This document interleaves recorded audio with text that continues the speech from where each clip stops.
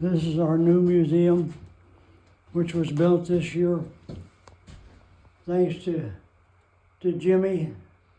He built the museum for me. Jimmy Gross? Yeah, he built the museum. Without Jimmy's help, I would have not ever had it. It would have been 2 or 3 more years before I could have got it built. But thanks to Jimmy, we have it now. And it's incredible. This is the Kachina dolls. They're called Kachinas. Thanks to my sweetheart, Judy. She presented all the Kachinas to the museum. This is really a rare necklace. This necklace goes back to 1850. I've only seen 2 of these in my lifetime. And we found this when Judy and I were in the Battle of Little Bighorn. We found it at a trading post in Montana. And so I definitely had to purchase it to put it in the museum because it's so rare. It's extremely heavy. It's all made of glass. These beads are called chevron beads. Extremely rare. This is my eagle. It's all made of glass. It's beautiful. This is a woman's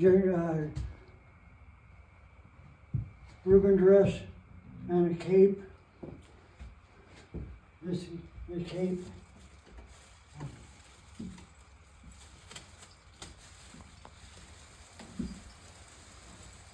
Has a white buffalo one painted on the back of it. And these are my totem poles and my bear that we got when we went to Alaska. We went on a cruise to Alaska, Judy and I did. And these are totem poles that we purchased. When I was 73 years old, I walked the Oregon Trail of Tears. It was 312 miles.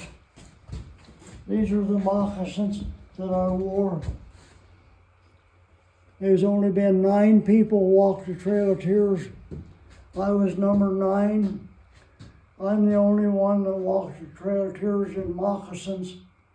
This is an Apache war hat that I wore to honor the Apache people and honor the women that had cancer. At that time, my ex-wife that passed away had cancer, and the gentleman made the walk with me. His wife had cancer, so we walked to honor the women that had cancer. And we walked 29 miles a day, and we walked it 11 days. And this is called a sash belt. This was made by Mama Maria for me. This is a burial ceremony picture. This was done in 1934. This here beadwork was done for my grandson's pony. These here are all flutes.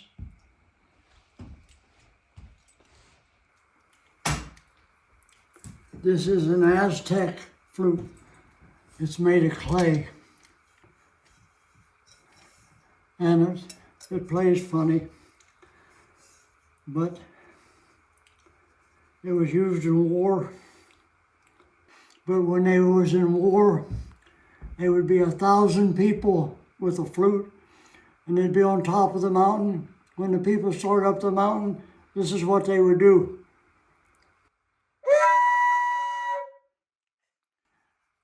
Just think what 1,000 of them would sound like to people trying to capture and attack the village. This is a buffalo horn flute made out of a buffalo horn.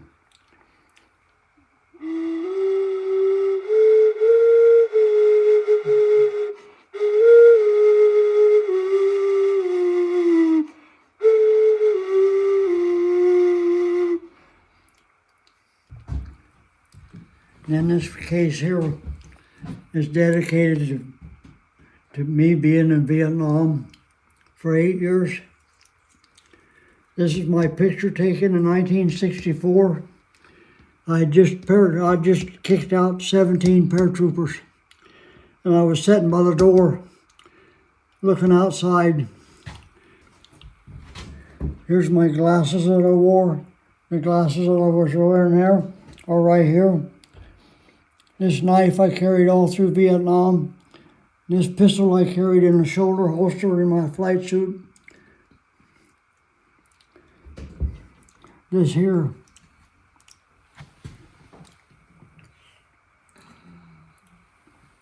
is a piece of shrapnel that went through my airplane.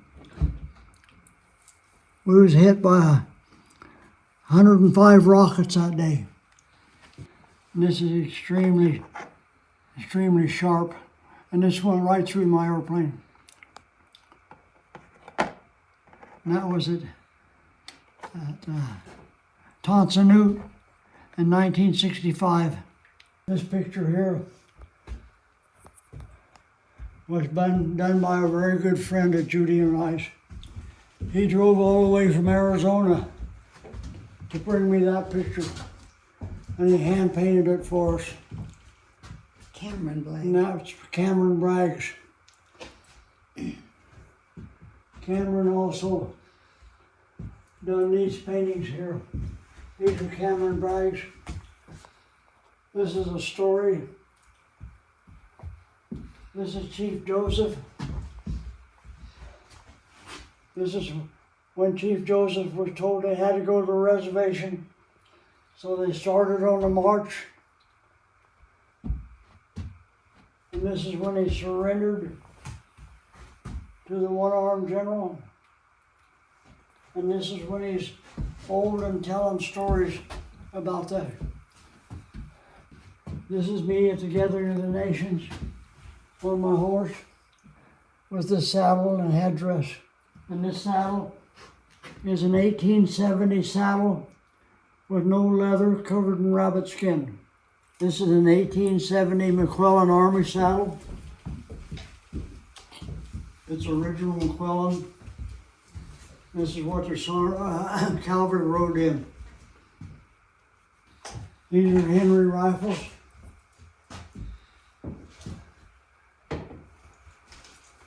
This is a Sharps Buffalo gun, 4570. This is a tribute to the state of Oregon. This is an original 4440 Henry. This is a Buffalo 45 Long Colt.